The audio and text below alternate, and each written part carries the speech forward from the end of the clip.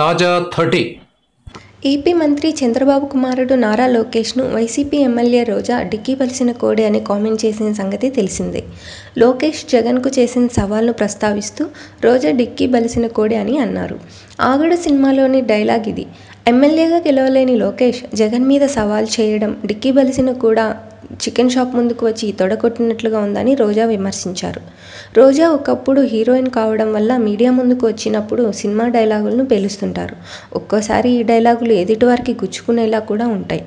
తాజాగా రోజా చేసిన డైలాగులపై నెటిజన్ల రియాక్షన్ ఎలా ఉందో చూద్దాం. ఎస్వీఎన్ అనే నెటిజన్ రోజా కరెక్ట్ పాయింట్ చెప్పారని అన్నారు. ఎందుకంటే లోకేష్ ప్రత్యక్షంగా చట్టసభకు ఎన్నిక కాలేదు, పరోక్షంగా చట్టసభకు వచ్చి మంత్రి అయ్యాడని రాశారు.